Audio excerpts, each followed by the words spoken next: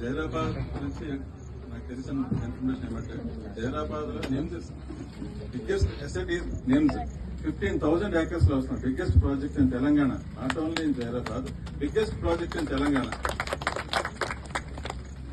ఈనాడులో ఒక ఆర్టికల్ వచ్చింది మీకు చాలా అంటే 6-7 years back.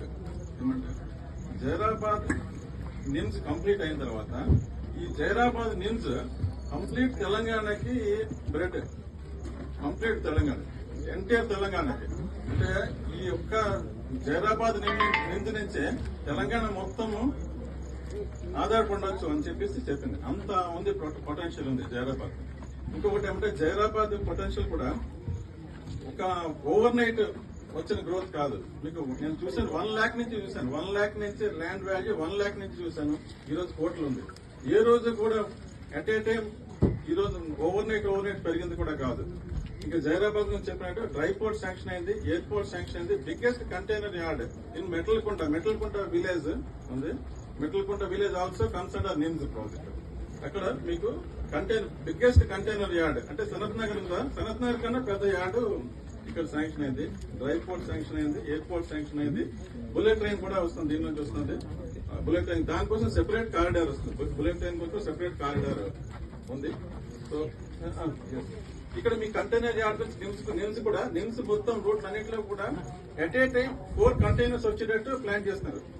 At a time 4 containers. 4 అంటే దాన్ని బట్టి మీకు ఎంత ఆల్రెడీ చూడండి. దాన్ని బట్టి ఆల్రెడీ ఖాళీ మీకు దాని మినిమం బేసిక్ నీడ్స్ కోసం ఇస్తున్నారు. యాక్చువల్ ప్రోగ్రామ్ అంటే ఎట్ ఏ టైం 4 కంటైనర్స్ వెళ్ళాలి, అట్లానే ప్లాన్ చేస్తున్నారు. సో జైరాబాద్ ఇది not at all my native place and not at all my in-laws place. Zaheerabad weather good weather. Zaheerabad అంటే మంచి మినరల్ కంటెంట్ ఉంది.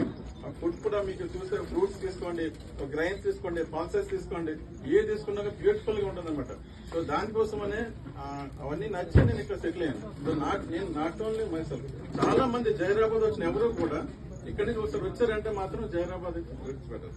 మీకు చిన్న రిక్వెస్ట్ ఏంటంటే మీరు అందరికీ ఇస్తారు కదా, దాంతో పాటు మీరు కూడా ఒక ప్లాట్ ఉంచుకోండి. మీరు ప్లాట్ ఉంచుకోండి.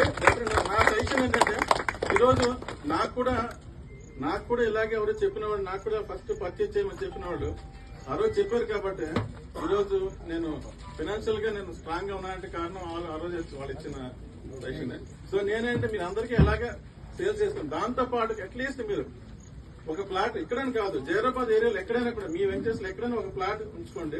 డెఫినెట్ గా అది గోల్డెన్ డెక్ పోతుంది. One day must come.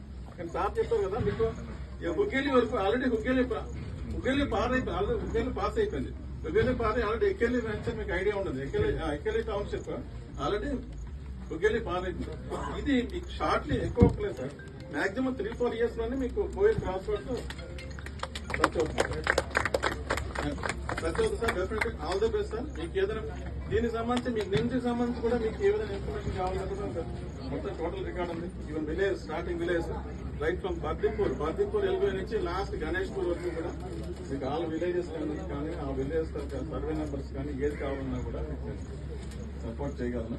అలాగే దీని గురించి కూడా మీ ఇప్పుడు అభిమానంగా నాకు వచ్చేసినప్పుడు దీని గురించి కూడా మీకు నేను సపోర్ట్ చేస్తాను డెఫినెట్ గా. ఈ